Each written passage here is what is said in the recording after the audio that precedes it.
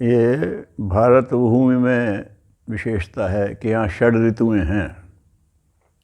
और जगह आप चले जाएंगे तो वहाँ गर्मी सर्दी होती है, बरसात तो कभी भी हो जाती है। मानसून जैसा और कहीं वो नहीं आता है कि समय से यूँ आएगा, ऐसे सक्रिय होगा, ये होगा। ये षड ऋतुओं का जो है ये भारत को ही प्राप्त है। और ये बहुत अब इसमें उसी में एक ऋतु आती है वसंत ऋतु, उसे ऋतुराज कहा है। तो सबको पता है वसंत ऋतु कब आती है। और गुरुदेव वसंत पंचमी को बहुत महत्व दिया।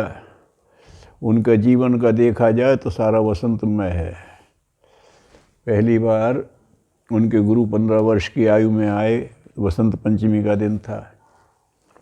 और जिन्होंने बताया कि देखो बेटा, जो हम तुम्हें काम बता रहे हैं इसको बेगार मान करके मत करना, उमंग के साथ करना, वसंती उल्लास के साथ करना। उन्होंने उसको निभाया। तो वसंत ऋतु हर वर्ष आती है और एक खास ऊर्जा प्रवाह लेकर के आती है। तो गुरुदेव कहते थे, बेटा मेरे जीवन में वसंत आया है तो तुम्हारे जीवन में भी आना चाहिए। उसका एक ढंग है। और वसंत जो ऊर्जा लेके आता है उस ऊर्जा को समझो, उसका लाभ उठाने की अपनी मानसिकता बनाओ, उसके अपने अंदर वो क्षमता विकसित करो कि उसके साथ कर सको, तो बात बन सकती है। इसीलिए अपील करी जाती रही है अपने पत्रिकाओं से, पाक्षिक के माध्यम से, कि वसंत पर्व के दिव्य ऊर्जा प्रवाह को धारण पर प्रयुक्त करने की साधना करें। आएगा वो अपने आप आ रहा है, अब उसको आप धारण करिए, फिर अपने अंदर परिपक्व करिए और फिर उसे प्रयुक्त करिए। तो सारी प्रकृति में यही क्रम चलता है। तो ये क्या है, तो उसका एक अवधि होती है। वसंत पंचमी से लेकर के और होली तक 40 दिन होते हैं।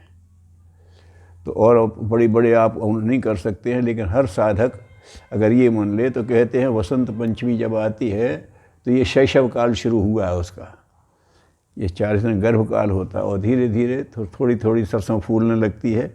लेकिन वसंत पूरा जाके खिलता है तो होली के पास, है ना। अनाज भी पक जाता है, टिश्यू भी खिल जाता है, वो सब जगह आपको दिखेगा कि परिपक्व होकर के आता है होली पर। तो ये 40 दिन का है। तो ये 40 दिन का क्या है, ये प्रकृति इस समय ऊर्जा को प्रकट कर रही है और उसको रूपांतरित करके पका रही है।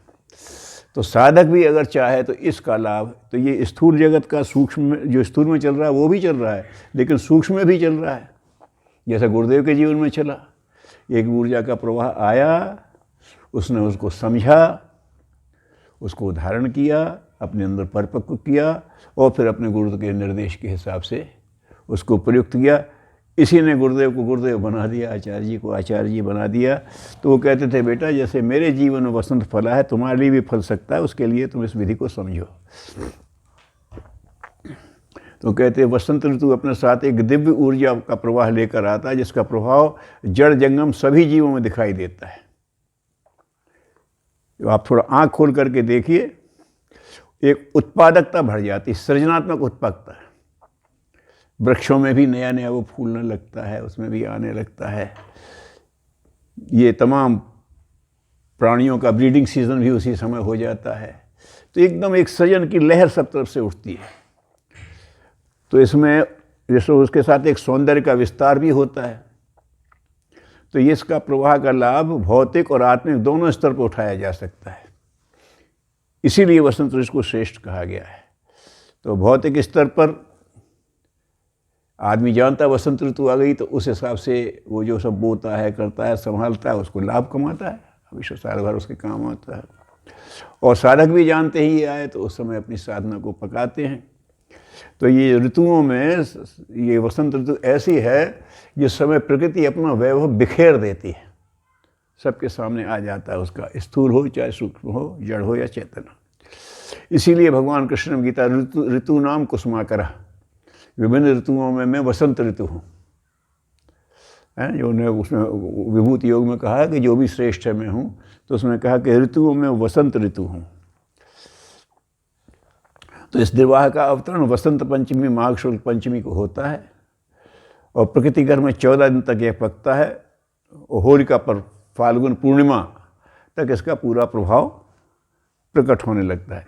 तो ये 40 साल का प्रकृति अपना कर रही है, तो साधक भी इसको अपने अंदर परिपक्व करने की साधना कर सकते हैं, ऐसा गुरुदेव ने बताया। इसलिए प्राचीन काल में होली को वसंतोत्सव कहा जाता था। उसे वसंतोत्सव करके ही कहते हैं, क्योंकि जब पूरा वसंत प्रकट हो गया तो उत्सव मनाते थे, गुलाल फेंक रहे हैं, हंस रहे हैं, सबको रंग रंगीता, एक अजीब ही तरह का एक उल्लास होता है होली में। सब छोटा बड़ा ख़त्म हो जाता है, सब तरह एक सा उल्लास। तो उसका लोग करते हैं साधना। प्रत्यक्ष प्रकृति में इस बीच सृजन सौंदर्य के अनेक सिद्ध प्रयोग दिखाई देते हैं। प्रत्यक्ष प्रकृति में वसंत ऋतु आते ही अनेक प्रजातियों के वृक्षों में पतझड़ होने लगता है और नई को अपने फूटने लगती हैं। अरे पतझड़ हो रहा है, अरे पतझड़ जोड़ रहा है, अरे बेचारा, नहीं, वो बड़ा उल्लसित होता है। हमारे पास जो है वो श्रेष्ठ है, अब इससे भी श्रेष्ठ पाना है तो हाथ खाली करो, है ना। उदाहरण देते हैं, बच्चे वो खेलते हैं कंचों से और उनसे, और ये बहुत कुशल हैं, इनने सबके जीत लिए, दोनों हाथ में भर गए, दिखा रहे हैं, देखो मैं जीत गया। इसी में एक सज्जन कोई आ गए, पिताजी आ गए, वो मिठाई बांटने लगे। जिनके हाथ खाली थे उन्हें तो खत से हाथ झाड़े और ले लिया। अब इनको कहते मैंने इतनी मेहनत से कंचे जीते, अब इन्हें कहाँ रखूँ, अब ये छोड़े नहीं जाते और वो लिया नहीं जाता। तो अगर श्रेष्ठ पाना है तो जो है वो भी अच्छा है, वो इनाम है, लेकिन वो आपको छोड़ना पड़ेगा। भगवान ने आपको खाली नहीं भेजा, भरा भेजा है। अब तुम्हें लगता है जो मेरे पास है उसे श्रेष्ठ आ गया तो पहले से खाली करो। क्यों सर, पानी भरा है लोटे में और दूध देंगे तो पानी खाली करो। क्यों सर, कंचे भरे हैं, प्रसाद लेना है तो हाथ खाली करो। तो ये जो क्रिया है, गुरुदेव कहते बेटा ये तो ये, इसे वो ये भी कहते थे कि हमेशा सिद्धियां मांगते हुए आती हैं, तुम क्या छोड़ने को तैयार हो तो फिर हम तुमको दें। गुरुदेव इस रूप में उसको कहते थे। तो हमारे पास जो कुछ श्रेष्ठ है उससे अधिक श्रेष्ठ पाने के लिए अपने पुराने ऐश्वर्य को, पुरानी पहचान को छोड़ना ही पड़ता है। हम तो बड़े प्रतिभाशाली थे, अब स्वतंत्रता आंदोलन में जुड़ रहे हैं, तो वो तो पहचान, अब तो स्वयंसेवक से शुरुआत होगी। फिर कोई राजेंद्र बाबू बन जाएगा, कोई नेहरू बन जाएगा, कोई पटेल बन जाएगा, ये बात अलग है। लेकिन भर्ती तो सबकी उसी रूप में होने वाली है। फिर अपने हिसाब से जाएंगे, तो पुरानी पहचान तो छोड़ना पड़ेगी। अब बीज कहे मैं अपनी पहचान नहीं छोड़ूंगा तो वृक्ष तो बनेगा नहीं। वृक्ष कहे कि मैं पुरानी पत्तियां तो छोड़ूंगा नहीं तो नई कोपलें आएंगी नहीं। तो हमें दिखता है अपने पुराने वर्तमान ऐश्वर्य एवं पहचान को छोड़ देना सामान्य व्यक्तियों को बड़ा अटपटा अप्रिय लगता है। मैं क्यों छोड़ूं, बड़ी मेहनत से मिला है, हमारे पिताओं का हमारा ये था। लेकिन जब उससे श्रेष्ठ पाने की ललक होती है तो एक हूक उठती है, यार कुछ नया करना है ना। तो वो जो होती है कि ये क्या नहीं तो साहब इसकी कीमत मैं चुकाऊंगा कीमत, इसी का नाम वैराग्य है। राग की परिपक्वता, वैराग्य ना नहीं है इसमें कुछ। राग की सर्वम वही पूर्ण गौम स्वाहा, वही राग कौन है? प्राप्त माने पाने योग, भोग माने भोगने योग। और ये जो अगर होता है तो आगे इसी तरह से अगर आदमी कहते हैं तो जो आपने को लगता है कि हमारे पुराने वर्तमान को पहचाने किंतु शेष पाने के लिए कोई खूटती है, अपने शक्ति प्रवाह अंदर से उठता है तो वैराग्य हो जाता है। राग वही, राग करने वाला तो वही है और कोई राग करने लायक है ही नहीं। नश्वर से राग करोगे तो नश्वरता ही मिलेगी, अनश्वर से राग करोगे तो अनश्वरता मिलेगी। तो वही राग माने राग करने योग, प्रेम करने, कौन है? वही है, इसी का नाम वैराग्य। न किसी नहीं है ये छोड़ना है, कुछ नहीं छोड़ना है, उससे प्यार करना है। और जब उससे प्यार हो गया तो ये सब छूटने लगता है। वो उसे अच्छा लगेगा सो रखेंगे, ये तो दुनिया को अच्छा लगता है, उसे क्या अच्छा लगता है।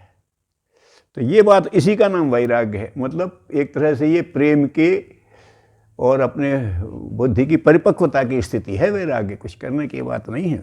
ये जब स्थिति होती है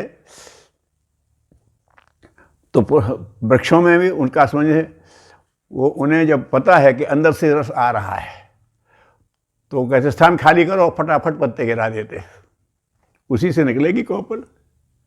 लोग कहते हैं अरे बेचारे का पतझड़ हो रहा है, उसे कोई दुख नहीं है, वो जान रहा है कि भीतर से अभी देखो सुंदर कोंपलें आने वाली हैं। तो ये सोच करके जो है जिन लोगों ने किया है, राज्य छोड़ करके आदमी तपस्वी बन जाता है। बुद्ध ने सब छोड़ करके उसमें चले गए, क्यों? एक अंदर से रस आ रहा था, कुछ नया आने वाला है। और जब कुछ नया आने वाला है तो पुराने का मोह फिर नहीं करता। समझदार तो करेगा ही नहीं, क्योंकि दाता तो कुछ बेहतर ही देता है ना, तो वो देने वाला है। क्योंकि उसकी चेतना तो नई सुंदर कोंपलों को प्रकट स्फुटित करने पर केंद्रित होती हैं। तुम कहते हो पतझड़ हो रहा है, उधर ध्यान ही नहीं उसका तो ये नया रस आ रहा है, इसको मैं सुंदर रूप कैसे दूं? तो वो तो वहाँ लगा हुआ है, तुम्हें दिखता हो रहा पतझड़ हो रहा है। ये तो स्वाभाविक क्रिया है। अरे साहब ये स्वतंत्रता आंदोलन ने सबको छोड़ दिया, कुछ नहीं छोड़ दिया, उसके अंदर कुछ श्रेष्ठ पकड़ा है, वो तो उसमें लगा है ना। अरे ये श्री राम मत तो बोराएगा है, ये देखो इस उम्र में कहाँ लगो फिरत है। अब वो जान रहे हैं हमारे यहाँ तो रिद्धि सिद्धियों का रास्ता खुलने वाला है, सब छोड़ करके लगे हुए हैं उसमें। सबके जीवन में ऐसा ही कुछ आता है। तो वसंत का ये संदेश है। इसी प्रकार सच्चे साधक अपने अंदर एक दिव्य श्रेष्ठ सृजनात्मक प्रवाह का अनुभव करते हैं तो उन्हें भी अपनी पुरानी प्रवृत्तियों संपत्तियों को छोड़ने में कोई कठिनाई नहीं होती। छोड़ दिया है, अपना कर दिया है ना। अब जानते थे ऐसे कई लोगों के वो हैं कि जो अपने होता था संन्यास के बाबा क्या दीक्षा दो तो छोड़ के अपना सब फिर देंगे ना, तेरा नाम भी बदलेंगे, तेरा रूप भी बदलेंगे, तेरा कुल भी बदल जाएगा, सब कुछ हो जाएगा, पुराना सब छोड़ना पड़ेगा। अब आ जाएगा, अब देंगे तुझे दीक्षा। नहीं साहब मैं तो वो भी बना रहा हूँ, ये भी बनाऊँ, ये संभव नहीं होता। तो अपने आप को तो ये एक अनुभव करते हैं तो उन्हें अपनी पुरानी प्रवृत्तियों संपत्तियों को छोड़ने में कोई कठिनाई नहीं होती कि वो देख रहे हैं कुछ श्रेष्ठ आ रहा है, इससे बेहतर हमारा कुछ होने वाला है। जैसे पत्थर के बाद वृक्ष उदास नहीं होता है, वो नई कोंपलों से सज्जित उल्लसित दिखते हैं। पतझड़ हो गया, तुम्हें दिख रहा है पतझड़, वो तो नए संचार कर रहा, लो अब देखो मेरा सौंदर्य, उसका तो कंसंट्रेशन हुआ है। वृक्ष है ऐसा जैसा वृक्ष में होता है वैसे ही साधक गण त्याग तप के बीच आनंद के दिव्य प्रवाह का बोध करते हैं। अरे इसने ये छोड़ दिया, उन्हें छोड़ कुछ नहीं दिया यार, वो श्रेष्ठ को पकड़ने की कोशिश कर रहा है तो हाथ खाली कर लिया तो क्या बुरा किया भाई। उसे दिख गया जो मेरे हाथ में है उससे बेहतर कुछ है सामने, उसे छोड़ दिया। तो वो बीच के त्याग तप के बीच आनंद के दिव्य प्रवाह का बोध करता है, वो तो आनंदित हो रहा है। तुम कह रहे ये बड़ा परेशान हो रहा है, तुम्हें दिख रहा है पार्वती जी भयंकर तप कर रही हैं, कुछ दिन भोजन बारी बतासा, कुछ दिनों पानी लिया, फिर कुछ दिनों वायु ली, फिर वो भी छोड़ दिया। अरे बड़ा कठिन, लेकिन वो तो रोज आनंद थे। क्यों? नित नव चरण उपज अनुरागा, शिव के चरणों में उसका रोज अनुराग बढ़ रहा है और वो देख रही है कि मैं शिवत्व के पास पहुंच रही हूं। तो ये देखे कि वो देखे, तो रोज नया उल्लास है। बिसरी देह तप ही मन लागा। ये सांसारिक कोई भी वैभव मिले तो देह नहीं बिसरती, क्योंकि तुम तो स्थूल से ही वो करते हो, लेकिन जब आत्मिक मिलता है तो देह बिसर जाती है। वो कुछ ऐसा है। तो फिर क्या हुआ? देगा ही नहीं, कुछ नहीं हुआ। वो पुरानी देह अपने आप धीरे धीरे क्षीण हो गई, वो दिव्य देह हो गई तप के माध्यम से, देह भी दिव्य हो गई। क्यों था? वही है, गुरुदेव कहते थे कि चिरंजी गुरु ने देखा चंदगी राम को, ड्राइंग मास्टर थे, ऐसे रहते, नजला नजला बना रहता था, करते थे। उन्होंने देखा इसकी हड्डी की बनावट तो बहुत अच्छी है, गरकाठी अच्छी है, इसको किसी ने गाइड नहीं किया। तो उन्होंने बोला ए लड़के इधर आ। चिरंजी गुरु थे उनके, बहुत अच्छे वहाँ के उस्तादों में थे बरस के। क्या करता है? बोले साहब मास्टरी करता हूँ। बोले पहलवानी क्यों नहीं करता है? बोले ना शरीर है ना धन है, डाइट कहाँ से खाऊंगा, मैं दुबला पतला हूँ, दोनों मिल जाएगा, करेगा? आप कहते तो करूँगा। वो किया तो रुस्तम हिंद भी बने और शर्त भी योग बने, गौरव बने, दोनों सब उन्होंने किया। मेहरदीन को पछाड़ा, वो सब कैसे बन गए उन्होंने देख लिया। तो छोड़, अब ये तो छोड़ दिया, ये कर ये कर, भगवान चंदगी राम के रूप में प्रकट हो गया। यहाँ से ये करते हैं। है ना। वो लड़का देख रहा था, खेल रहा था, राजा राजा का खेल। चंद्रगुप्त चाणक्य ने देख लिया इसमें पोटेंशियल्स तो हैं, इसको निखारते हैं, छोड़िए सब, छोड़ दिया, क्या करूं, ये कर, सम्राट चंद्रगुप्त बन गया। पुराना छोड़ेगा नहीं तो नया मिलेगा कैसे। तो वैसे ही साधक ने त्याग तप के बीच आनंद के दिव्य प्रभाव का बोध करते हैं, वो अंत उल्लसित दिखाई देते हैं, बराबर रोज उनका होता है। इनकलाब जिंदाबाद, डंडे पड़ रहे हैं, जेल जा रहे हैं, इनकलाब जिंदाबाद, क्या समझ रखा है? उन्होंने कहा मार डालेंगे क्या, सरफरोशी की तमन्ना अब हमारे दिल में है, देखना है जोर कितना बाजुए कातिल में है। अरे कितना काटोगे यार तुम, हार जाओगे हमसे, बलिदानों के ढेर लगा, ऐसा वो होता है। तो ये जो चीज़ चलती है, ये एक अंदर का उल्लास होता है। ऐसे ही कुछ लेकर के वसंत आता है। अवतरण धारण के साथ पोषण की क्रिया चलती है। वसंत आया, उन्हें धारण कर लिया, तो श्री तितमना उसे धारण कर लिया। बसंत पंचमी के आसपास प्रकृति उस दिव्य प्रवाह का वर्ण करती है, धारण करती है। आ तो गया, तो वसंत पंचमी के आसपास वो ये स्थूल प्रकृति, जो सूक्ष्म प्रकृति में प्रवाह उमड़ा है, वो तो पहले से उमड़ता है, तब ये लेते हैं। ये क्यों साहब, आजकल काय का सीज़न है, सर्दियां हैं, तो फुटकर दुकानदार से पूछो काय का सीज़न है, तो वो क्या कहेगा कि भाई ठंडे गर्म कपड़ों का सीज़न है। और फैक्ट्री वाले से पूछोगे तो उसके यहाँ गर्मी का सीज़न हो रहा है, वो उतना आगे चलता है। वो अभी से वहाँ बन रहा है, तब जब तक गर्मी आएगी तब तक यहाँ आ जाएगा, तो वो पहले पकता है, वहाँ पर चलता है। फिर जब यहाँ गर्मी बिक रही होगी तो वहाँ बरसात का सीज़न आ जाएगा, बरसाती वो बनने लगेंगी, पहले से बनता तब आता है ना। तो ये कहते हैं कि वो तो वहाँ से देता है, तो वो धारण करना शुरू करती है और वो दिखने लगती है। और उसका पोषण चक्र जो है वो 40 दिन का चलता है। उस पोषण चक्र 40 दिन चलता है। तो इसको 40 दिन विशेष साधना के लोगों ने माना है। भोजन तो थोड़े समय में हो जाता है, वो जो क्या आता है, उसको जो आया शक्ति मिला, फिर उसे पाचन पोषण करके रूपांतरण करना पड़ता है ना अपने अंदर। भोजन कर लिया तो क्या हुआ, अच्छा तो लगा, लेकिन शरीर भारी भारी सा है यार, थोड़ा विश्राम करने का मन हो रहा है। बहुत अच्छा भोजन किया, शक्ति आई, अभी समय लगेगा शक्ति में बदलने में उसको। अभी भोजन पचेगा, फिर उसका रस रक्त बनेगा, फिर आएगा, तो उसे पाते ही चेहरे पर प्रसन्नता और शरीर में संतुष्टि के चिन्ह उभरने लगते हैं। परंतु उसे पचाने, शरीर में नए रस का संचार करने, शरीर में उपयोगी धातुएं, रस रक्त आदि बनाने में काफ़ी समय लगता है। ये भी कहते हैं कि जो भोजन पचा उसको रक्त तक बदलने में ये भी चक्र 40 दिन का होता है। तो ये ऐसा क्रम चलता रहता है। फिर रस परिपक्व होकर के फिर मंजा बनता है, मांस बनता है, वीर्य बनता है, ये क्रम चलता रहता है सप्त धातुओं का। तो ये कहते हैं कि ये समय काफ़ी समय पुरुषार्थ लगता है। तो ये जो आ रहा है, तो ऋषि कहते हैं कि इसको प्राप्त करो, इसको धारण करो, इसको फिर पचाओ। जो रूपांतरित कर लेते हैं वो हमारी विशेषता होती है। क्यों सर, वहीं सरसों का वो लगा हुआ है, वहीं नीम का पेड़ लगा हुआ है, उसमें भी सरसों का, उसमें भी फूल आने लगे, उसमें वो आ गया, उसमें, और बगल में आम में भी आने लगा बौर, और फिर वो भी उसमें आ गया, फिर उसमें से आम लग गया। तो अपने अपने हिसाब से उसको धारण करते हैं। जो पका देते हैं वो उसकी पहचान है। औषधियाँ पकती हैं, फल पकते हैं, ये सब ये होता है। तो ये एक पुरुषार्थ का काम है।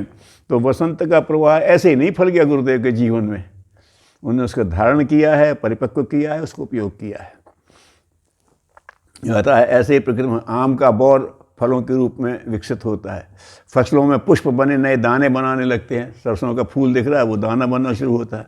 वनस्पतियों में पोषक और औषधि गुण परिपक्व होने लगते हैं धीरे धीरे। पहले होती हैं बरसात में जो औषधियाँ आती हैं तो हीनवीर्य होती हैं, जब बरसात उसमें पकती हैं तब उसमें आता है। तो हर एक का मौसम होता है कि इसके बाद उसमें होता है।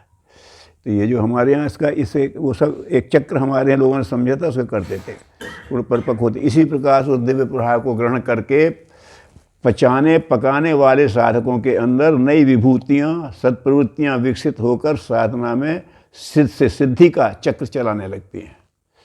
जब उसको लिया, प्रभाव को ग्रहण किया, पचाया पकाया, तो साधकों के एक नई स्फूर्ति आती है, उसके अंदर नई नई विभूतियाँ देखता है, अच्छी अच्छी प्रवृत्तियाँ उभरने लगती हैं। यार कुछ ऐसा भी करेंगे, कुछ ऐसा भी करेंगे। अब समझ लो वसंत फूलने लगा आपके अंदर, वो करने लगा, और फिर वो साधना से सिद्धि या आप करोगे तो फिर आएगा, फिर फूल निकलेंगे, फिर फल आएगा, फिर वो सब चीज़ बनेंगे। ऋषि कहते हैं कि उसका लाभ उठाना है तो ये सब प्रोसेस चलना पड़ेगा। जैसे जड़ प्रकृति लौकिक संपदा से समृद्ध हो जाती है, ये जो जड़ प्रकृति दिख रही है वो संपदा, इसमें बालें आ गई, इसमें फूल आ गए, इसमें फल आ गए वगैरह, इसमें औषधियों गुण आ गए, ये दिख रहा है। ऐसे ही चेतन प्रकृति भी दिव्य आध्यात्मिक संपदा से संपन्न होने लगती है। वो भी एक प्रवाह है जो आपको दिखता नहीं है, उसमें वो तरह तरह की होती है। वसंत में आदमी के अंदर का तो आध्यात्मिक संपदा से संपन्न होने लगती है। अब इसको लक्ष्य बनाओगे तो वो आने लगेगा। हमारा चिंतन प्रकृति में से समान धर्मी तत्वों को खींच लेता है। तो आप सोचोगे हाँ ये है तो ये तो प्रकृति दे रही है, तुम भी खाओ और फिर पचाओ, तुम्हारे अंदर वो भी आएगा। जिस ऋतु में जो चीज़ पैदा होती है वो हमारी ऊर्जा वर्धन का काम करती है। लेकिन ऐसे जो सूक्ष्म प्रकृति में हो रहा है उसको ही लो तो देखोगे कि हमारी आध्यात्मिक चेतना भी जागृत होने लगती है। इसके साथ ही समृद्ध प्रकृति प्राप्त संपदा का सदुपयोग करने के लिए देवी उदारता का परिचय देने लगती है। जैसे ही आता है ना, जैसे ही अपन अंदर कुछ पकता है, गाय ने चारा चर लिया, स्वस्थ है, चारा पच गया, अब क्या होगा, थनों में दूध भर जाएगा। वो दूध खुद नहीं पीने वाली है, कोई बछड़ा पिए, कोई दोहले लेता रहे। तो ऐसे भीतर से एक प्रवाह आता है कि लगता है हमारे पास दैवी उदारता का परिचय देने लगती है। कुछ चाहिए नहीं, तुम ले जाओ अपना काम करो, हम फिर दे देंगे और दे देंगे। वृक्षों के फल ले जाओ, वृक्ष खुशी है, तुम नहीं होते तो वो टपका देते हैं, ले जाओ भाई। और नहीं हो जाया तो एक एक वृक्ष में से बीज निकलेगा, फिर हम फिर नया रूप ले लेंगे। वो तो प्रकृति तो अपना काम चल रहा है, वो तो क्रमशः समृद्धि की ओर चलता है। क्यों सर, एक फल लो, देखो इसमें कितने बीज, किसी में 1, किसी में 2, किसी में 4, 6, ये ठीक है। अब एक बीज में कितने फल, ये नहीं कह सकते। अब बीज को कैसे पोषण मिलता है, कैसे वो रूपांतरित होता है, वैसे ही है। एक गुरु के कितने शिष्य हैं, ये बैठे हैं। अब इनसे कौन का काम होना अभी कह नहीं सकते। अब ये फलित होंगे तो जाने क्या कर डालेंगे जो करने में। तो ये प्रकृति का एक चलता है, इसका प्रतीक है वसंत। उस वसंत को लेते हुए खिले हुए पुष्प अपने सौंदर्य और सौरभ को बिखेर देते हैं और वायुमंडल में उल्लास भर जाता है। जहाँ आँख खोलो वहीं आनंद, जहाँ सांस लो वहीं सुगंध, है ना। कहीं ये महक रहा है, कहीं बोर महक रहा है, कहीं सब एक ऐसा चाहो तो ये है वसंत। जब आता है तो प्रकृति में, अंदर प्रकृति में आता है तो उसमें भी ये दैवी प्रवृत्तियाँ आती हैं। श्री राम मत जहाँ बैठेंगे वहाँ किसी का भला हो रहा होगा, विनोबा जहाँ बैठेंगे वहाँ किसी का भला होगा, संत जहाँ बैठेंगे तो होने ही वाला है ना। तो ये काम है। फले हुए वृक्ष अपने फलों को, खेत अपनी उपज को संसार का अभाव मिटाने, संतुष्ट और पुष्ट करने के लिए प्रस्तुत कर देते हैं। संसार संतुष्ट हो, पुष्ट हो, लो जाओ, ले जाओ, तुम्हें क्या चाहिए, मुझे कुछ नहीं, हम तो फिर दे देंगे, हमारा तो देवता है, हमें तो देना है। जरूरत में उन्होंने ले जाते हैं, इससे वे दुखी नहीं होते। उन्हें तो अपनी साधना फलित होती दिखाई दे रही है। हमने दिया, तुम ले गए, बढ़िया है, नहीं तो यहीं पढ़ते अपना करने का है। तो ये मेरा ये ले गया, उन्हें कोई कह रहे आप इतना भला कर रहे हो, किसी ने आपका कुछ नहीं है, हमें क्या मतलब। हमारा भला ऊपर वाला करता है कि हम लोगों टुटपुजियों पे ध्यान देंगे। प्रभु से ले लेंगे अपना, जैसा गुरु का हो जाता है। वो कहानी सुनी, वो कथानक सच्ची घटना है कि वो जुगल किशोर जी बिरला संत स्वभाव के थे। उन्होंने बिरला ट्रस्ट बनाया, अपना करते थे, लोगों को देने करते। गुरुदेव से परिचय हुआ तो उन्होंने कहा ऐसा तो ब्राह्मण देखा नहीं, तो बड़े प्रभावित थे। तो जब वहाँ बिरला मंदिर बन रहा था वृंदावन के रास्ते में, मथुराई क्षेत्र में है, तो वो आते थे तो वो कहते थे कि जब जाएँ तो ये मालूम कर लो कि आचार्य जी वहाँ हैं। कभी गुरुदेव दौरे में निकल जाते थे ना, तो मथुरा जाएँ और आचार्य जी से मिलें तो फिर वो तो देख लेंगे कभी भी। तो वो ये संगति बिठाल करके आते थे, मिलते थे। वो उन्हें बाबूजी कहते थे, वो उन्हें पंडित जी कहते थे। प्रेम था आपस में। हमारे लायक कोई सेवा बताना, अरे वाह बाबूजी आप आते हो, बस आपका स्नेह और क्या कमी है। तो एक दफ़े कुछ उसमें आए, बोले नहीं भगवान का दिया हमारे पास, क्योंकि उस समय गायत्री तपोवन के बगल में युग निर्माण साइट का बन रहा था, इतनी लग गई, बिना प्लास्टर के पड़ा हुआ था। अब आएगा पैसा तो प्लास्टर करा लेंगे, जितना है ब्राह्मण का काम, मांगना किसी से है नहीं। तो बोले नहीं ऐसा है कि कुछ भगवान का दिया हमारे पास है तो अच्छे काम में लगे। तो गुरुदेव ने वो ऐसे ही मीठा रहस्यात्मक ने, अच्छा पूरा भरोसा है आपको कि ये भगवान का दिया है? बोले हाँ भगवान का दिया है। तो फिर समझिए, आपकी भगवान से जितनी पहचान है, हमारी कुछ उससे ज़्यादा पहचान है भगवान से, तो आपके थ्रू क्यों ले? अगर हमारी भगवान से पहचान ना होती तो हम कहते प्लीज़ सिफारिश लगवाते आपके। तो हमारी पहचान भगवान से आपसे कुछ बेहतर है, उसी से ले लेंगे सीधा, तो क्या मांगना। और वो स्वयं भी बहुत उच्च आत्मा थे, किसी संस्कारवश वो उसमें आ गए, लेकिन वो बहुत उच्च संत स्तर की आत्मा थे। उन्हीं के एक पी थे रहे, तो उन्होंने बताया था कि कोई एक मौनी बाबा थे, वो बोलते नहीं थे। ये गए तो उनसे उन्होंने बात कर ली, तो उन्होंने कहा आपके यहाँ भी भेद पड़ा था? बोले तुम अपने ढंग से सोचो, मैंने अपनी कोटि के संत से बात की है, ये मेरी कोटि का संत है, किसी प्रारब्ध भर ये संपन्न बन करके आ गए, और उनका अंदर था संत का स्वभाव, उनकी अपनी निजी आवश्यकता ब्राह्मण जैसी थी।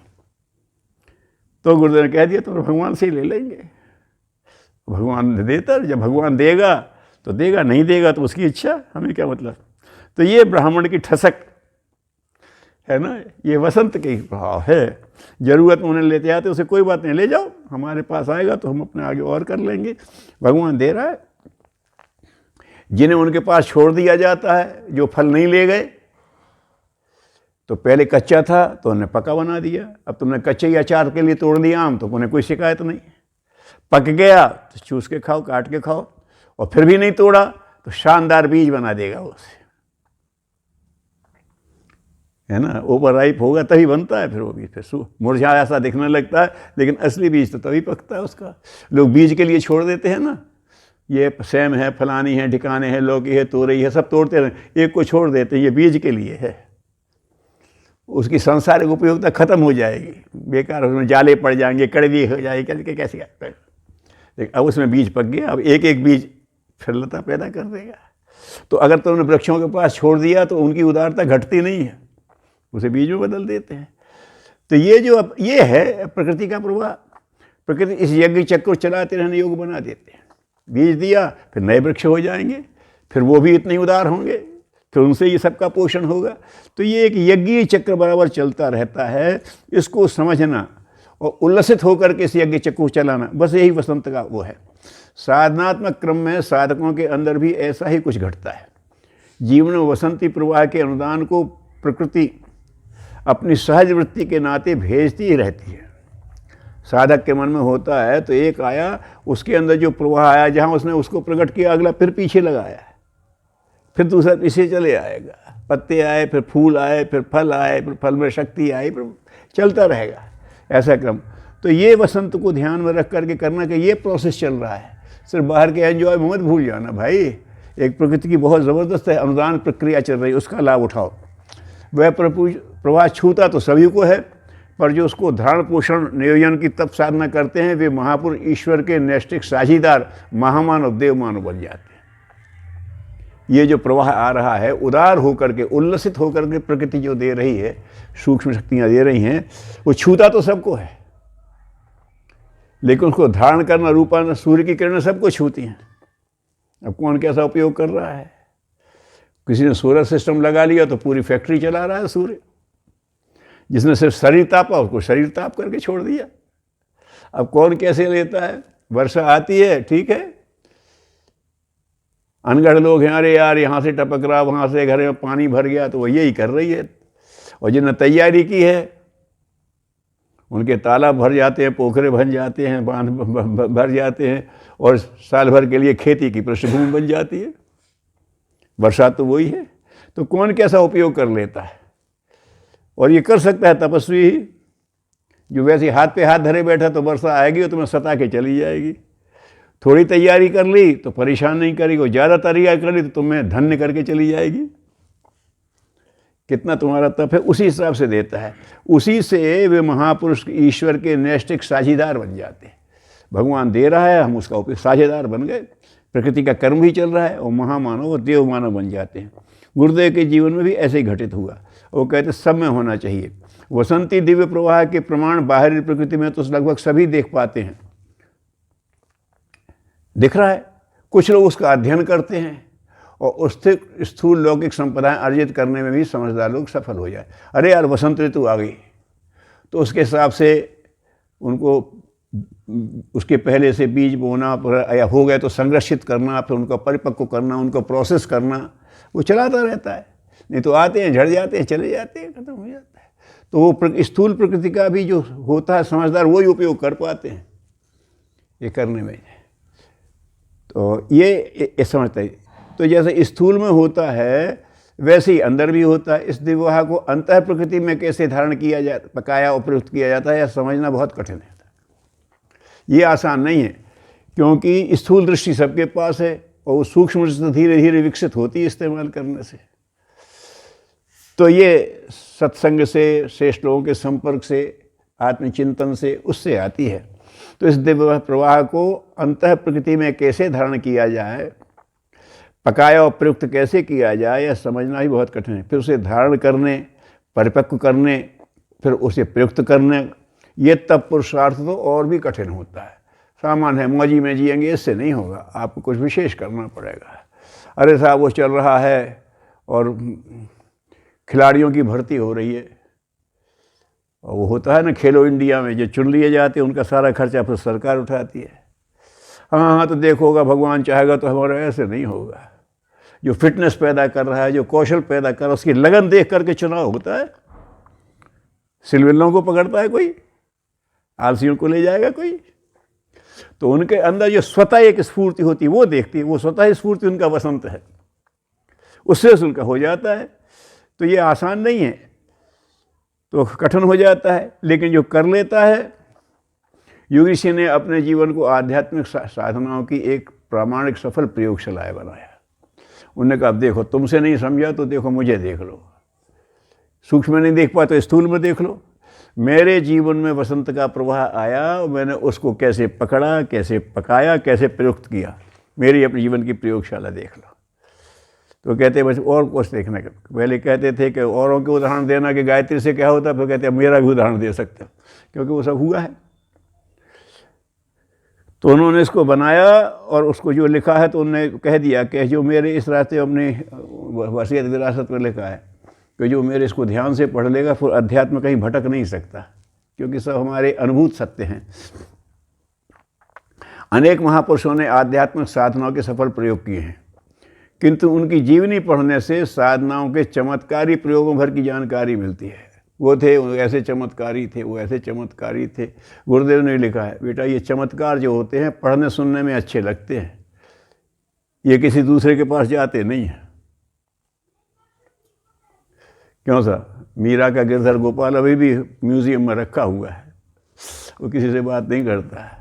रामकृष्ण के काली वाड़ी में उनकी वो काली भी वही खड़ी है जो उनके साथ बातचीत करती है, अब किसी से बातचीत नहीं करती है ना, है ना। जो जिनसे प्रेरणा ली थी दत्तात्रेय ने, वो सब हमारे सामने है, वो हमसे बातचीत नहीं करते। हर एक ने, वायु ने भी कह दिया, अग्नि ने भी सिखा दिया, वो एक अलग बात है। तो इसमें से वो तो मिलता है, लेकिन ये चमत्कारी प्रयोग उभरे कैसे, उसका मार्ग कौन सा है, ये कोई नहीं बताता। तो गुरुदेव ने कहा कि पढ़ने सुनने में अच्छे हैं, लेकिन मैं जो अपनी जीवनी लिख रहा हूँ इस हिसाब से लिख रहा हूँ कि ये चमत्कारों तक पहुँचने की ऊर्जा कहाँ से प्राप्त होती है। उसके लिए कोई प्रयास नहीं करता, वो तो पीछे स्वयं आते हैं। जो चमत्कारों की कामना करेगा वो तो ईश्वर को भूल जाएगा, चमत्कारों पर ध्यान करेगा तो वो तो बहक जाएगा, योग भ्रष्ट हो जाएगा। वो तो ईश्वर के लिए करे तो ये पीछे पीछे तो स्वयं आते हैं। तो कबीर ने तो लिखा है, मुक्ति का प्रयास करो। अरे क्या मुक्ति की प्रयास करता है, मुक्ति सत्य के साथ है। एक सत्य है, उसे समझ लोगे तो मुक्ति हो जाएगी, और भ्रम में फंसे रहोगे तो फंसे रहोगे, और सत्य समझ लोगे तो यहाँ रुकोगे नहीं, उधर चले जाओगे। मुक्ति सत्य के साथ है, जतन करो नहीं कोई। मुक्ति का प्रयास कोई मत करो।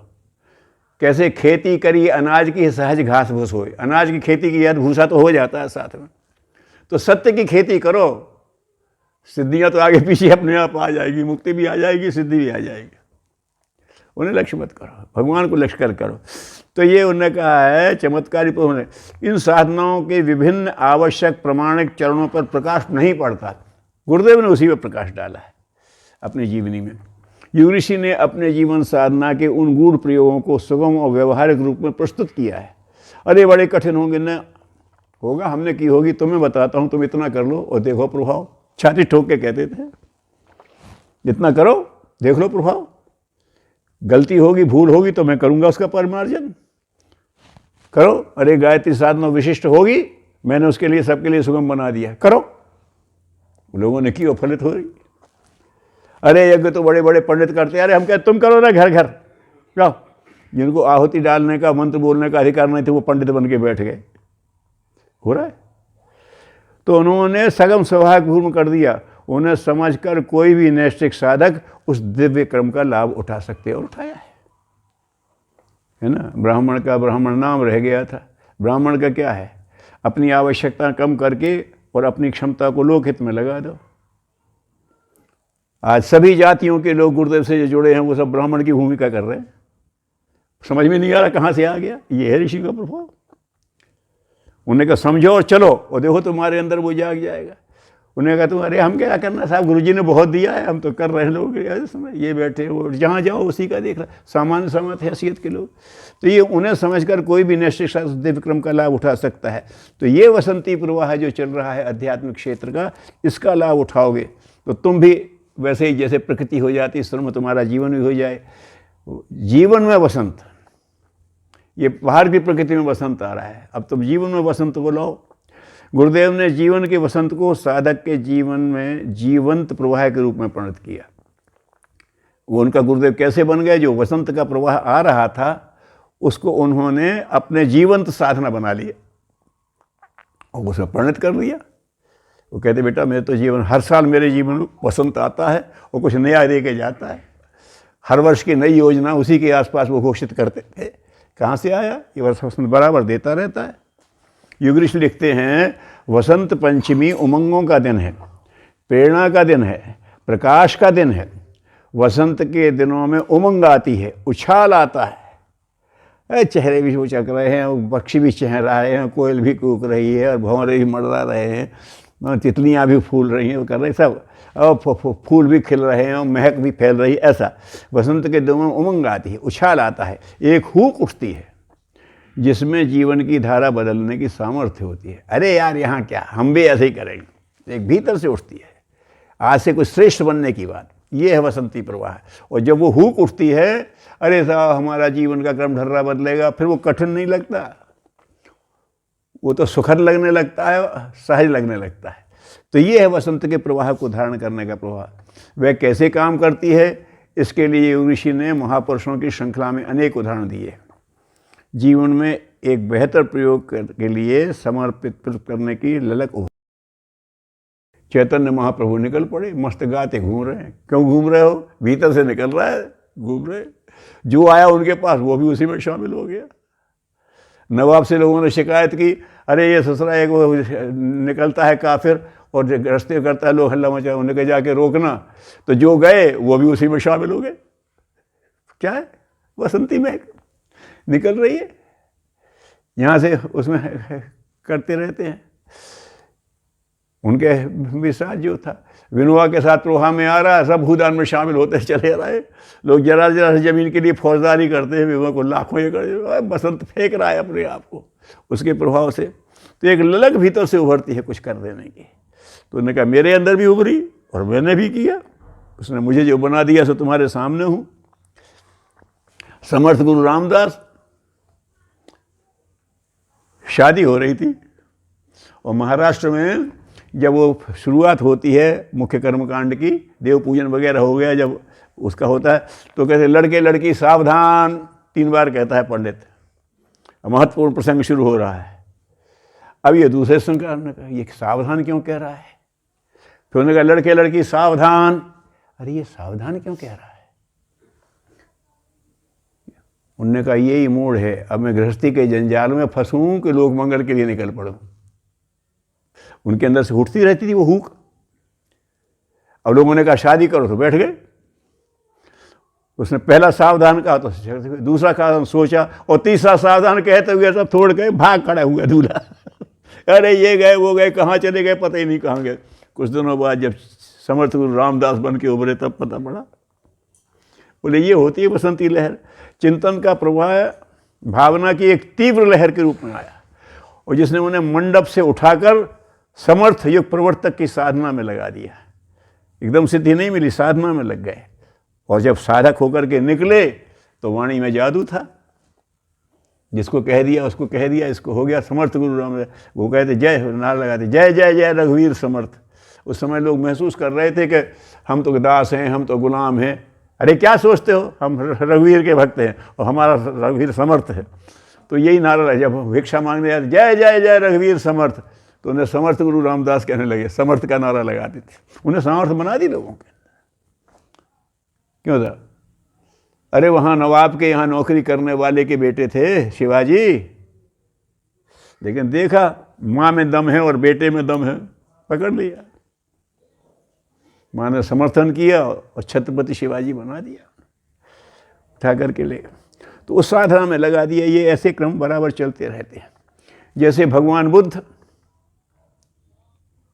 अरे राम रे ऐसा भी दुख है, रोगी भी है, वृद्धि भी है, मृत्यु भी हो रही है, सब इसमें दुखी हैं, इसका उपचार क्या है?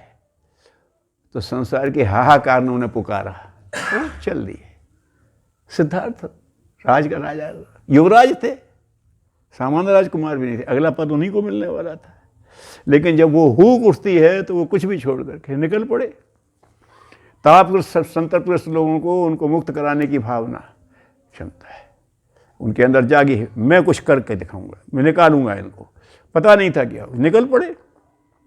पत्नी बच्चे सबका मुंह छोड़ करके उनको कहा था किसी ने कि इनमें संन्यास योग है, तो क्या करो इनकी शादी जल्दी करा दो, इनको राजस्व में लगा दो। लगा दिया, लेकिन वो रोक नहीं पाता फिर उसे। शादी भी हो गई, बच्चा भी हो गया, उठे पलट के भी नहीं देखा, छोड़ता हुआ छोड़ के चले गए। और जब बुद्ध बन गए तो यशोधरा भी आई, वो भी आया, तो उन्हें भी दीक्षा दे दी, मेरे रास्ते पे चलो तुम। ये होता है। सिद्धार्थ से बुद्ध बन गए, निकल पड़े। वो अपना उनको मोह छोड़ करके निकले तो आए, तो उनको भी उसी धारा में डाल दिया। इसी प्रकार शंकराचार्य, मीरा आदि के उदाहरण देते हुए उन्होंने उसी श्रृंखला में नवीन जीवन को जोड़ा है। शंकराचार्य का भी यही था, वो तो आए थे, उन्हें पता था मुझे क्या करना है, और आयु भी मैं ज़्यादा लेके नहीं आया हूँ। तो उन्होंने कहा अभी तो बेटा 8 साल का। अरे मैं 8 साल का हो गया, मेरे पास समय नहीं है, अभी जाऊंगा संन्यास लेने। उसी समय 8 साल बच्चा संन्यास ले लिया। वो जो हुक उठती है, जो उन्होंने कहा करने की वसंती हुक, वो कराते हैं। मीरा, मेरे तो गिरधर गोपाल शादी के समय भी पहले भी थी भक्त, और राणा तो समझते थे तो वो ले आए थे, लेकिन वो तो कदर करते थे। लेकिन राणा युद्ध में मारे गए। अब उनका छोटा भाई राणा बन गया, ना उसकी समझ में आता था, ना उसकी बहन की समझ में आता था, ना उसकी माँ की समझ में आता। तो देवर, ननद और सास तीनों उल्टे, ये क्या कर रही है, राजकुल की तरह रहे। मैं तो भक्ति करूँगी, छोड़ दई कुल की कहानी, क्या करेगा कोई, मैं तो निकलूँगी। निकल पड़ी मीरा, पग पग घूंघर बांध मीरा नाची रही, और सारी दुनिया नाचने लगी। उसे उन्होंने प्रसंग जोड़ दिया। तानसेन भी चले आ रहे हैं, अकबर भी चले आ रहे हैं, उसका सब उसका भूल गया। तो ये क्या होता है, ये एक भीतर का ये ऐसा एक वसंती प्रवाह आता है जीवन में। गुरु जी ने बताया, बहुत सी श्रृंखलाएं मैंने देखी हैं, उसी की एक कड़ी शामिल हुई वसंत पंचमी 15 वर्ष की आयु में। बोले हमने इनका महापुरुषों को देखा, तो मेरे साथ भी घट गया। 15 वर्ष की आयु में एक ऐसा वसंती प्रवाह आया कि पुराना सब पतझड़ हो गया और नए फूल खिल गए। श्री राम मत, और वो करने के वाला श्री राम साधक हो गया। श्री राम वहाँ तक ऋषि के स्तर तक पहुँचा दिया। तो 15 वर्ष के वसंत पंचमी के दिन मेरा सौभाग्य आया। वसंत पंचमी के दिन हर एक का सौभाग्य आता है, एक उमंग एक तरंग आती है। वसंत जो एक लहर लेके आता है वो सबके लिए ओपन है, वेदर यू कैच इट और नॉट, ये आपकी बात है। वो आएगी, आप उसको पकड़ो। रेडियो तरंगें आ रही हैं, आप ट्रांसफॉर्म कर लो तो आनंद ले लो। टेलीविज़न तरंगें आ रही हैं, आप कर लो। मेरे ऊपर भी एक तरंग आई, और सौभाग्य मेरे गुरु रूप में आया। वो उभरे, लोगों की निगाह में, अरे भाई ये श्री राम तो पगला गए, सब छोड़ करके देखो बैठा रहता है 6-6 घंटे 8-8 घंटे, वो बता नहीं रहे थे कि क्या है, आज्ञा नहीं थी। तो लोग तो पगला गए ऐसे कहते थे। देखो जाकी हालत है, देख लो। अरे बस सर मेहतरानी की सेवा करने पहुँच गो, ये देख लो घर छोड़ के चलो गो, स्वतंत्रता वहाँ डंडा खा रहा है पुलिस के, पगला गए। पगला गए ब्रज वाले तो यही कहते हैं, श्री राम तो पगला गए, पगला गए लोग तो कहेंगे। लेकिन वो तरंग मेरे ग्रुप में आई, उन्हें यही कहा तुम्हें साधना भी करना है और स्वतंत्रता आंदोलन में भी भाग लेना है। और वो आया, और वो सौभाग्य आया, तो फिर मैंने छोड़ा नहीं। जब कोई महापुरुष आता है तो कुछ लेकर आता है, कोई महाशक्ति आती है तो वो कुछ लेकर आती है, बिना लिए आती नहीं है। वसंत का प्रवाह भी लेकर के आता है, हर चीज़ लेके आती है। अब ये है कि वो दे रही है, तुम उसके लिए सत्पात्र बन के लो। तो कहते हैं कि मेरा गुरु, मेरा बॉस, मेरा मास्टर, मेरा सौभाग्य वसंत पंचमी के दिन आया था। मैं चाहता हूँ कि सौभाग्य की जो धारा और लहर मेरे पास आई थी, उसका लाभ आपको भी मिले, आप भी धन्य हो जाएं। वो स्थूल रूप में आया, लेकिन उसके वसंत का सूक्ष्म प्रवाह चल रहा था। मेरे लिए वो कारण बन रहा, तुम्हारे लिए मैं कारण बन जाऊंगा, पकड़ो। उन्हें निर्देश दिया था, मुझे तो मैं बन गया, मैं तुम्हें निर्देश दूंगा, तुम भी बन जाओगे, रास्ता खुला है। वो तो कहते थे बेटा क्या करेंगे, आओ मेरे स्थान पे बैठो ना।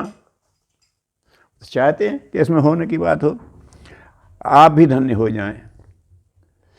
उस लहर, उस उमंग ने उन्हें अपनी अंतः शक्ति का बोध कराया। क्या किया? कठोर साधना। अरे मैं कैसे करूंगा, 15 साल का, करेगा तू? उन्हें कहा मैं कर सकता हूं। पहला जो उन्हें निमंत्रण मिला है, ऑफ सीजन मिला था हिमालय आने का, जिसमें कोई नहीं जाता, और 15 साल का बच्चा।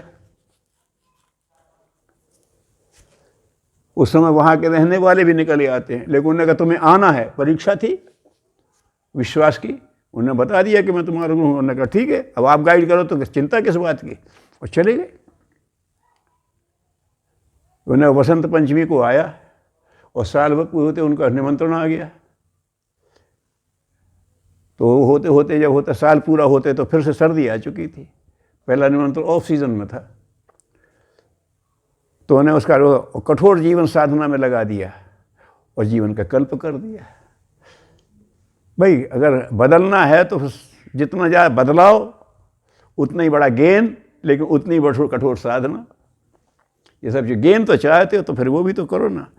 तो उन्होंने कहा ये एक लहर आई थी, उसने जीवन का कल्प कर दिया। वही लाभ योग साधकों को देने के लिए उन्होंने अपनी जीवन साधना और उसकी सफलता के सोपान समझाए। उन्होंने कहा मेरे अगन में आया है, मैंने उपयोग किया, तुम भी देखो, तुम्हारे लिए भी आएगा। जिसने कहा कि मैंने अगर व्यायाम किया है तो मैं स्वस्थ बन गया हूँ, तो तुम भी बन सकते हो, चलो। मैं संगीतकार बन गया हूँ, तुम भी बन सकते हो, चलो। मैं कलाकार बन गया हूँ, तुम भी बन सकते हो, चलो, है ना। मैं संपन्न बन गया हूँ, तो तुम भी बन सकते हो, चलो। ये रहे सूत्र सामने, अनुभवी सूत्र है। तो इसके उन्हें सोपान बनाए, एक एक सीढ़ियाँ वो बताते चले गए। वसंत सौभाग्यदायी प्रवाह के रूप में उनकी गुरु सत्ता ने उन्हें आत्मबोध कराया कि वसंत एक सौभाग्यदायी प्रवाह है। ये उनकी गुरु सत्ता ने बोध कराया, उनके जन्म अवतरण का उद्देश्य समझाया, पूर्व जन्मों की संस्कारों की क्षमता को जागृत करने के लिए जब तप सहित जीवन की शोधन की पाया। गुरुदेव ने किया इतना जब तप, काय के लिए शक्ति अर्जित। अरे शक्ति तो उनके पास थी, पहले जन्मों में कर चुके थे। तो काय के लिए किया है कि उस शक्ति का माध्यम इस शरीर को बना सकें। शरीर सह नहीं सकता, हाई वोल्ट की बिजली आए, इंसुलेशन गलत कम है तो गल जाएगा तार, सह नहीं कर सकता। तो जितनी हाई वोल्टेज है उतना ज़्यादा आदमी का संयम चाहिए, तब शक्ति चाहिए, तब हो ले पाता है। और ये तो विश्व को बदलने वाली ऊर्जा, ये बड़ी बड़ी रानें आप देखते हैं, ये बिजली यहाँ आ गई है, और किसी में 1 डिस्क लगी है, किसी में 3 लगी हैं, किसी में 6 लगी हैं, किसी में 12 लगी हैं, किसी में 30 लगी हैं, 40। जितना वोल्टेज बढ़ता है उतना उसका वो इंसुलेशन बढ़ाना पड़ता है। मतलब कि वो शक्ति आए, वो गलत दिशा में चली ना जाए, वो तो फोड़ के निकलेगी। बड़ा सरोवर बनाओगे तो तट मजबूत करना पड़ेगा, नहीं तो फोड़ के निकल जाएगा आदमी को। तो अपनी तप शक्ति करके तब धारण कर पाते हैं। पूरे विश्व को बदल देने वाला फोर्स अंदर आएगा आपके, और आप बियर करो और फिर उसे सही जगह में लगाओ। बांध बन दिया, फिर वहाँ से जो गोट खोड़ना है, इस नहर को चार्ज करना है, इसको करना, अब आप करते रहो। संग्रह ही नहीं कर पाते तो करोगे क्या? तो पूर्व जन्मों की संस्कारों की क्षमता को जागृत करने के लिए जब तपस्या किया और जीवन की शोधन की साधनाएं बताई, स्वयं भी बताया, आप कर रहे हो क्या, उनका निष्ठापूर्वक करने में वे सफल हुए और गुरु के अद्भुत अनुग्रह के प्रामाणिक पात्र बन गए। उनके कार्य के सशक्त माध्यम सिद्ध हुए।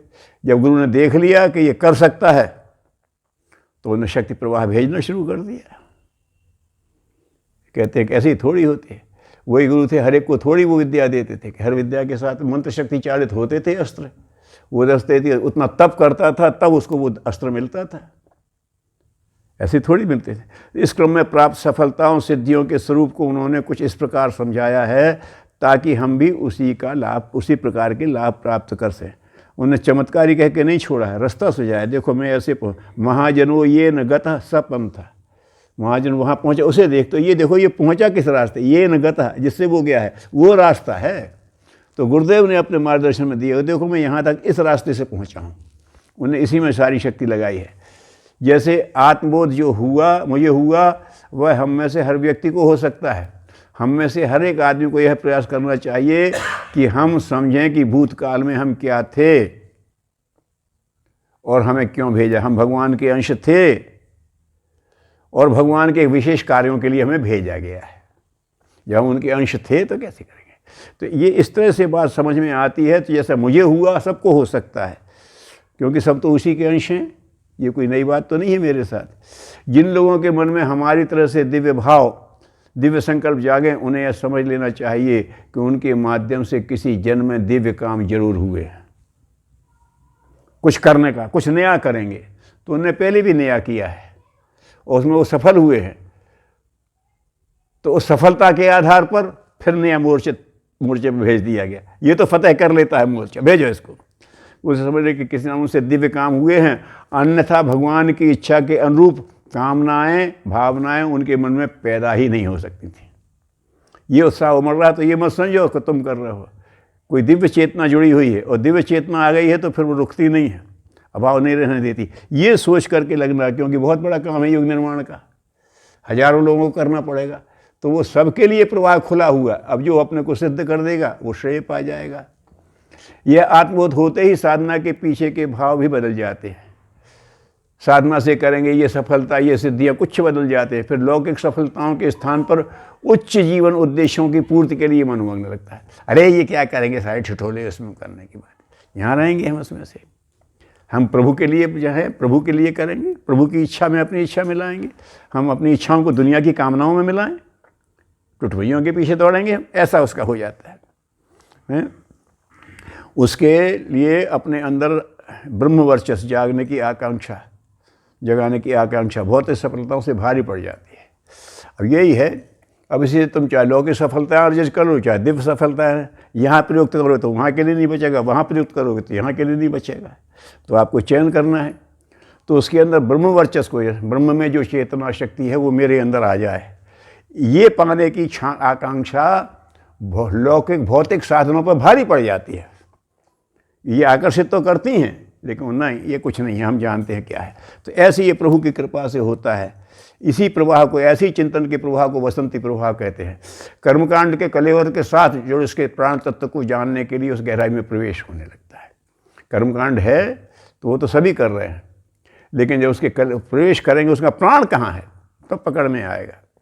गुरुदेव कहते रहे हैं कि उन्होंने गायत्री मंत्र जपा, यही व्रत तप साधे, वही प्रतीक सामने रखे, किंतु उनके कलेवर के साथ मूल चेतन तत्व को भी साधा। हम कर्मकांड कर लेते हैं लेकिन उसके साथ इसीलिए प्रभाव नहीं होता। लोगों ने, गुरु जी ने के 24 हम भी जानते हैं, और लोगों ने भी 24 पुरस्कार कर लिए, कुछ भी नहीं हुआ। क्यों? कि करने के लिए जो प्राण ऊर्जा चाहिए थी वो तो लगी ही नहीं, सतही स्तर पर करते रहे। तो ये कर्मकांड दिखता है, उससे नहीं है। तो उन्होंने, गुरु कहते हैं मैंने यही गायत्री मंत्र जपा था। गुरु जी आपने कौन सी गायत्री बेटा? यही मंत्र जपा था, यही सामान्य व्रत किए थे इंद्रियों को साधने वाले, कोई वैसा साधन नहीं किया है। सामने प्रतीक भी वही रखे थे, पूजा के प्रतीक, किंतु उनके कलेवर के साथ जो उनका स्वरूप था उसकी मूल प्रेरणा क्या होना चाहिए, गायत्री जप के समय भाव क्या होना चाहिए, यज्ञ के समय अंदर की प्रेरणा क्या होना चाहिए, फिर हमारे जीवन की ऊर्जा का उपयोग कहाँ होना चाहिए, ये सब देखते चले गए तो बढ़ते चले गए। तो कहते हैं कि यह है गायत्री मंत्र लक्ष्य भी है, पूजा विधान भी है और कर्मकांड भी है। गायत्री मंत्र की यही विशेषता उन्होंने इसलिए लिया। लक्ष्य क्या है? यह है कि हम अपनी स्वयं की विचारणा को, बुद्धि और विचारशीलता को ऐसे विकसित और संस्कारित करें कि वह जीवन लक्ष्य की ओर, भगवान की ओर निरंतर बनी रहे। हमारे अंदर का संकल्प ही डगमगाता रहता है, तो शक्ति लगती नहीं एक दिशा में, कभी ये कभी ये कभी ये। तो गुरु ने कहा वो ये पेंडुलम की तरह तू घूमता रहेगा, पहुंचेगा कहीं नहीं। एक दिशा में लग जा, 2 कुदाल वहाँ मारी 2 कुदाल वहाँ मारी, कहीं नहीं निकल रहा है पानी, एक जगह लग जा तो हो जाएगा। तो ये कहते थे कि ये अपने विचारणा को, बुद्धि को, विचारशीलता को विकसित और संस्कारित करें कि वह जीवन लक्ष्य की ओर चले। इधर उधर आकर्षण तो आएंगे लेकिन तो हम उसी के लिए चलते रहो। वही जैसे कि पतझड़ करके वो अपने नई कोंपलों के लिए चलता है वृक्ष, इस तरह से वो भाव बना रहे। इसके लिए प्रेरणा रूप अखंड दीपक जलाया। अब प्रेरणा चाहिए तो उन्हें अखंड दीपक जल रहा है तो प्रकाश बराबर चाहे, दीपक को उन्हें अखंड रखा। सूर्य भी अखंड है, तो क्या अखंड ज्योति की साधना करेंगे। ये संसार की ज्योति तो बुझती रहती है, आत्म ज्योति हमेशा जानती रहती है, उसका प्रतीक है। परमात्मा ज्योति हमेशा जागृत रहती है, उससे जुड़े रहो। तो उसने अखंड दीपक जलाया, उसी अखंड ज्योति पत्रिका नाम रखी। तो मतलब यह कि परम चेतना वो हमारा लक्ष्य होना चाहिए, ऐसा बताया। उसके साथ अंतःकरण में लक्ष्य के लिए लगन बराबर जीवंत रही। ये करना है तो लगन कम ना होने पावे, आज ज़्यादा हुई कम हुई तो नहीं, वो लगन है, बढ़ती ही जाना चाहिए। ये साधना चली तो ये अपना जीवन का दीप जल गया। अखंड दीप तो सब जला लेते हैं, लेकिन भगवान के लिए वो लगन भीतर से उनके अंदर हो, तो प्रतीक रखा था, उनके अंदर का अखंड दीपक जल गया, वो चलता रहा, अंत तक रहा नहीं जाता था उनका, हमेशा वही काम चलता है। हम भी दीपक की तरह प्रकाशवान हों और भीतर बाहर प्रकाश फैलाते रहें, स्नेह से भरे रहें। स्नेह तेल को भी कहते हैं ना, चिकनाई को कहते हैं।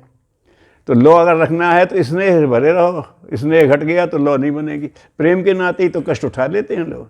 माँ बेटे के लिए कौन सा कष्ट नहीं उठाती, लेकिन आनंदित रहती है। बच्चे को पेट में लादना, फिर वो करना, गंदगी फैला रहा है उसे संभालना, फिर जरा में वो हो जाएगा, सर्दी गर्मी सब कुछ है, लेकिन कैसे ही प्रेम के नाते आनंद ही आनंद है। कठिनाई तो कठिनाई है, कोई बच्चा काहे को जाए। तो उन्होंने कहा स्नेह से भरे रहें, तो ये साधना होगी। सद्भावना से भरे रहें, और मेरी ये साधना सफल हुई। लोग कर्म कांड करते हैं, लेकिन मेरे अंदर जो आया तो वो उमंग बराबर चलती रही। क्या करूं, चाहे स्वतंत्रता संग्राम हो, चाहे यहाँ लोगों को मैं अपना, लोगों को सही दिशा दिखाने के लिए, उनकी मदद करने के लिए क्या कर सकता हूं। तो मेरा प्रयोग होता रहा, प्रयोग अच्छा होता रहा तो भगवान देता रह गया मुझको। आपको ट्राई आउट में कुछ पैसा दिया, आपने अच्छा प्रयोग कर दिया, अगला बजट ज़्यादा आने वाला है, और गलत कर दिया तो वहीं से ख़त्म। तो ये इस तरह से भर रहे। तो क्या हुआ, आहार का व्रत लिया, ब्रह्मचर्य साधा।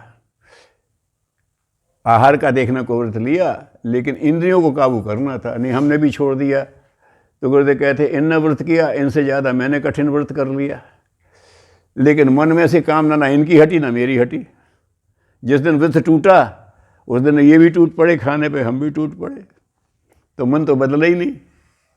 तो आहार का व्रत लिया ब्रह्मचर्य साधने के लिए। ब्रह्म ने जो कहा है, भगवान ने जिस लिए बनाया वहीं लगाएंगे इंद्रियों को, और कहीं नहीं लगाना। वहीं लगाएंगे वाणी को, ब्रह्मचर्य का, ब्रह्म के अनुरूप चर्या, उसी को लें। तो इसके माध्यम से ज्ञानेंद्रियाँ और कर्मेंद्रियाँ काबू में आ गई। ब्रह्म के लिए प्रयोग करेंगे, भटकती हैं तो जीवन नष्ट होने लगता है। कर्मेंद्रियाँ ज्ञानेंद्रियाँ, तो मैंने इसको इस प्रेम के अनुशासन में बांध दिया, नहीं प्रभु के लिए है भाई, उसी के लिए लगेगा। ऐसे साधक को सिद्ध प्रसन्न में कठिनाई नहीं होती। इस तरह से साधना करता है, कब आ जाती हैं सिद्धियाँ पता ही नहीं पड़ता। वो थोड़ी सिद्धियाँ चाहता, वो तो प्रभु का प्रेम चाहता है, उसके साथ सिद्धियाँ आ जाती। आत्मबल सहज ही विकसित हो चला जाता है। 24 वर्ष इसी तरह की साधना में बीत गए। अरे गुरु जी ने बड़ी कठोर तपस्या करी, वो कहते मैं बड़ा आनंद में रहा। मैं जैसे पार्वती जी, नित नव चरण उपज अनुरागा, मुझे लग रहा था मेरे प्रभु गुरु ने जो बताया उधर मैं बढ़ रहा हूँ, मेरी नित्य प्रगति हो रही है, मेरी इंद्रियां मेरे काबू में आ रही हैं, मेरा मन मेरे काबू में आ रहा है, मेरी भावनाएं भगवान के अनुरूप बन रही हैं। बहुत बढ़िया।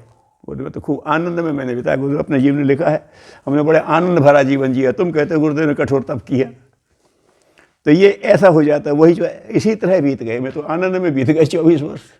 तुम कहते कठोर तपस्या में बीते। अब ये तत्व सिखा रहा है कि जब वो वसंत आता है तो क्या भीतर की मानसिकता हो जाती। साधना का गूढ़ भाव इस प्रकार समझाते हुए वे सिद्धि सफलताओं की व्याख्या करते हैं। 24 वर्ष पूरे होने पर गुरुदेव पुनः आए, पूछा तुम्हारे अनुष्ठान पूरे हुए? तो गुरुदेव कहते हैं इस मायने में अनुष्ठान पूरे हुए कि मैंने जो व्रत लिया, जो नियम लिए, उन्हें बिना डगमगाए, बिना इधर उधर हटे पैर हटाए, बिना रुकावट लाए शांत चित्त से करता रहा। अगर ये सफलता है तो मैं सफल हूँ। और ये लौकिक क्या क्या साधन जुटे ये देखो तो मैं तो असफल हूँ। आगे उसको उन्होंने स्पष्ट किया है। तो उन्होंने कहा कि तुम्हारे अर्थ क्या पूरे हुए? देख रहे हैं कि इसकी दृष्टि वहाँ है कि नहीं, इसने मोटा कर्मकांड किया है कि कुछ और भी। तो उन्होंने कहा इस मायने में अनुष्ठान पूरे हुए कि मैंने जो व्रत लिया, नियम लिए, उन्हें बिना डगमगाए, बिना इधर उधर पैर हटाए, बिना रुकावट लाए शांत चित्त से करता रहा। मुसीबतें आईं तो मैंने शिकायत नहीं की, सुख सुविधाएँ आईं तो उसमें लेकर के मैंने अपनी तत्परता कम नहीं होने दी, न भगवान को दोष दिया, न उनसे कुछ मांगा, अपना कर्तव्य करता रहा। यदि अनुष्ठान की सफलता के ये पैमाने सही हैं तो मैं सफल हो गया। अब आप बताओ मैं कहीं गलत हूं कि सही? यदि आम लोगों की तरह अनुष्ठान की सफलता आंकूं कि कोई भौतिक लाभ मिला, अमुक तरह की रोशनी दिखी, अमुक तरह के चमत्कार दिखे, तो ये कुछ नहीं हुआ, मैं सफल नहीं हुआ। हम तो शुरू में यही कल्पना करने लगते कि ये हो जाए, तो जो आना है वो फिर आता ही नहीं, चित्त तुम्हारा उधर चला गया। तो मैंने तो उसी को रक्षा। युग ऋषि की यह अभिव्यक्ति हम सब साधकों के लिए अमृत तुल्य है, भ्रमों का निवारण करके राजमार्ग पर बढ़ाने वाली है। वो क्या है कि हम भी जो कर रहे हैं, मुसीबत आई तो शिकायत नहीं की, सुख सुविधाएं तो तत्परता कम नहीं की, भगवान को दोष नहीं दिया, उनसे मांगा नहीं, और अपने कर्तव्य पे बिना किसी हिले डुले स्थिर भाव से। क्यों? नचिकेता के उसमें आता है, नचिकेत जो असमंजस में नहीं पड़ता, वहीं से सफलता आती है, उसी को मिलता है आशीर्वाद। तो ये कहते हैं, तो गुरुदेव युग ऋषि के गुरुदेव ने ठीक है तुम्हारा अनुष्ठान सही है, मैं यही परखने आया था कि किसी भी तपस्वी का योगाभ्यास असफल नहीं होना चाहिए। मुझे मालूम हो गया कि वास्तव में तुम्हारा काम पूरा हो गया। मैंने तुम्हें जो काम सौंपा था वो तुमने कर लिया। मैंने तुम्हारे अंदर की क्षमताओं को विकसित करने के लिए दिया था, वो तुमने कर लिया।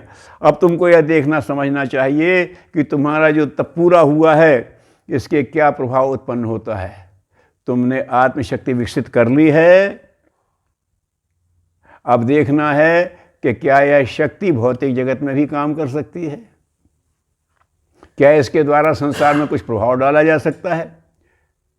शायद तुम्हें यकीन न हो, इसके लिए हम कुछ प्रयोग करते हैं। तुम्हारे अंदर ये शक्ति आ गई, अब हम बताते हैं सो करना शुरू करो। ये शक्ति आई ऐसी नहीं है, संसार को भी भगवान से तुम्हारा हो गया सब, लेकिन संसार को भी प्रभावित किया जा सकता है। तो क्या करो, प्रयोग करते हैं। क्या किया? गुरुदेव को उन्हें निर्देश दिए, युग ऋषि करते रहे। क्या? 1000 कुंडी यज्ञ करो। भारत के आध्यात्मिक इतिहास में कभी 1000 कुंडी यज्ञ नहीं हुआ था। इसके पहले सीमित कुंड होते थे, ब्राह्मण ही बैठ के करते, हर आदमी यज्ञ करेगा, ऐसा कभी यज्ञ हुआ ही नहीं। गुरुदेव ने सज्जनता में तो लिखा था, मैं उसमें शामिल हुआ सावन के यज्ञ में, तो उन्होंने लिखा था अपने शास्त्र के, महाभारत काल के बाद इतना बड़ा यज्ञ प्रयोग नहीं हुआ। ये ठीक है, उतना प्रभावी, लेकिन अगर जो प्रयोग गुरुदेव ने किया वो तो प्रयोग कभी हुआ ही नहीं। इस तरह के वो सब ब्राह्मण करते थे, सधे हुए साधक करते थे, उनका वो उद्देश्य था सीमित हो। 1000 कुंड होंगे, सब लोग आकर के आहुतियाँ देंगे, ये तो कुछ हुआ ही नहीं था। तो शस्त्र कुंड यज्ञ संपन्न हो गया। कैसे हो गया पता नहीं, अनुभव किसी को कुछ था ही नहीं। वेदों का अनुवाद हो गया, अरे साहब, और वो ऐसा हो गया कि सबके ने जो दोष लगाते थे वो समाप्त हो गए। गायत्री तपोहोम की स्थापना हो गई। रह रहे थे किराए के मकान में, अपना मकान बनाने की जगह नहीं थी, लेकिन गायत्री तपोहोम लग गई। फिर उससे आगे देशव्यापी विश्वव्यापी संगठन बन गया, सैकड़ों हजारों की संख्या में शक्तिपीठ बन गए। कैसे बन गए? गुरु कहते रहे, हम करते रहे, क्योंकि हमने स्वीकार करने का और प्रयुक्त करने का सही प्रयोग किया था, वो देते गए, हम लगाते चले गए। यह सबको पता है। कैसे हुआ? इस संदर्भ में गुरुदेव ने स्पष्ट कहा है कि उनने ब्राह्मण जीवन जिया और ब्रह्मवर्चस्व आत्मबल पैदा किया। ब्राह्मण जीवन क्या होता है? अपनी आवश्यकताएं कम से कम रखो और जो आ रहा है उसको लोकहित में लगाते रहो। ये ब्राह्मण जीवन इसलिए कि भूसुर कहा है उन्हें, देवता होते, वो मैंने जीवन जिया है। शांति कुंज में भी उन्होंने कहा था कि ये बेटा जो वैभव देख रहे हो ना, ऋषि तो बहुत दूर है, साधक तो ये मेरे ब्राह्मण जीवन की देन है। ब्राह्मण जीवन के लोगों को भरोसा है कि आचार्य जी के हाथ में जो धन जाएगा उसका एक एक पाई लोकहित में खर्च होगी। ये हम पर विश्वास है, हमारे ब्राह्मण जीवन पर विश्वास है। ये सुविधाओं के लिए खर्च करने वाले नहीं हैं, लोकहित में ही खर्च करेंगे, इसलिए ये आ रहा है। तो ये मेरे ब्राह्मण जीवन का वैभव है। चाहे शांति कुंज देखो, चाहे अमरखेड़ा देख लो, चाहे तपोहोम देख लो, उसके साथ परमात्मा बल जुड़ता चला गया। हमने आत्मबल पैदा किया तो आत्मा परमात्मा जुड़ता चला गया और असंभव जैसे काम संभव होते चले गए। यही अपेक्षा हम सबसे करते हैं। तुम भी आदर्शों का वर्ण करो और अपनी अंदर शक्ति अर्जित करके उसे लगा दो। अगर तुम सही ढंग से लगा रहे हो तो भगवान की शक्ति उसके साथ जुड़ती चली जाएगी। हम भी करें, हमारे जीवन में भी सौभाग्यशाली वसंती ऊर्जा का संचार गुरुदेव करते आए। हर वसंत में एक वो देते थे, वसंत फिर आ रहा है, हर वर्ष आता है और एक दिव्य ऊर्जा लेके आता है, वही ऊर्जा जिसका उपयोग करके गुरुदेव बन गए। हम भी उनके निर्देशन का अपने स्तर पर, तुम नहीं समझ पाए तो गुरुदेव ने समझाया है, तो हम वसंत का सीधा संदेश नहीं समझ पाते तो गुरुदेव के निर्देश देख लो। भटकाड़ छोड़कर ब्रह्मवर्चस्व आत्मशक्ति की जगाने के लिए साधना अनुष्ठान करें। किसमें? वसंत काल में।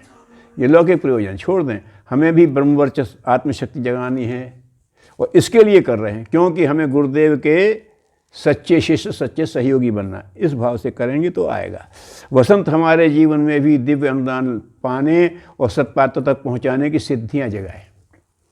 सब नहीं ले सकते, लेकिन वृक्ष ले लेते हैं और फल के रूप में दे देते हैं, फूलों के रूप में दे देते हैं, सुगंध के रूप में दे देते हैं, औषधियों के रूप में दे देते हैं। ऐसे तुम भी करो, उनसे दिव्य अनुदान लो और सत्पात्रों तक पहुंचाओ। ये एक तरह की सिद्धि है। हम ऐसा कर पाएँ तो गुरुदेव विशेष रूप से प्रसन्न हो जाएं और हम भी धन्य हो जाएं। यहाँ बात समझते, वसंत आ रहा है, वसंत के लिए तैयारी करना है। वो हमेशा ऊर्जा लेके आता है, अभी भी आएगा, हर वर्ष आता है। तो इसका कैसे उपयोग करें, हमारे गुरु ने किया है, उन्होंने मार्गदर्शन किया, उस पर चलो तो तुम्हारे अंदर भी कुछ ऐसे सफलताएँ, ऐसे अनुदान आ सकते हैं जो लोगों को दुर्लभ लगते हैं। तो उनकी यही कामना रही है कि वसंत आता है तो इस वसंती ऊर्जा का प्रयोग हम अपने आत्म कल्याण और लोक कल्याण में कर सकें। हम भी स्वयं धन्य बने, ये जीवन भी धन्य बने और मरणोत्तर जीवन भी शानदार हो, ऐसी भावना करते हैं। बस यही बात है। सबके लिए नमस्कार।